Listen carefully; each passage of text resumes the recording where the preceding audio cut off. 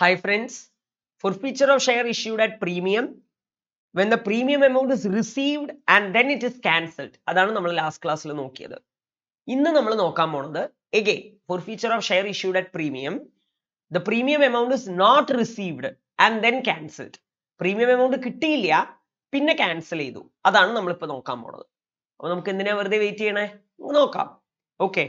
Sunena, a shareholder holding 500 share of rupees 10 each, did not pay the allotment money of rupees 4 per share, including a premium of rupees 2 and the first and final call of rupees 3.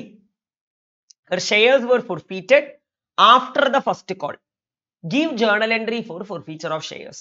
എന്താ പറഞ്ഞിരിക്കുന്നത്? സുനേന എന്ന് പറഞ്ഞ വ്യക്തി ഒരു 500 share വാങ്ങിച്ചിരിക്കുന്നു. ഒരു ഷെയറിന് 10 രൂപ. Did not pay allotment money. പുള്ളിക്കാരി തരാത്ത അലോട്ട്മെന്റ് മണിയാണ്. അലോട്ട്മെന്റ് മണി എത്രയാണ്?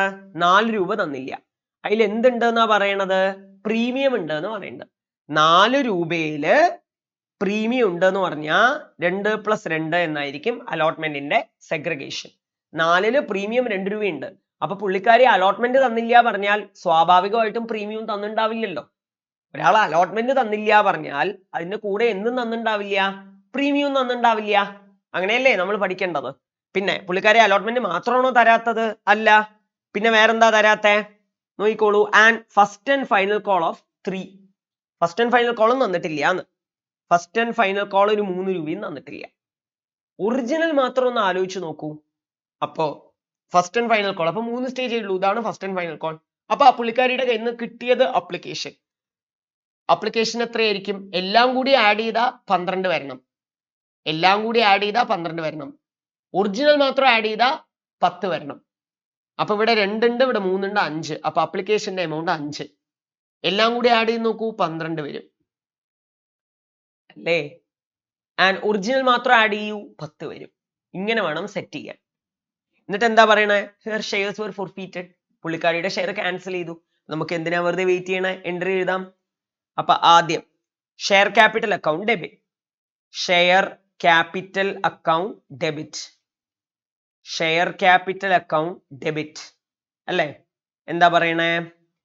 500 ഷെയർ.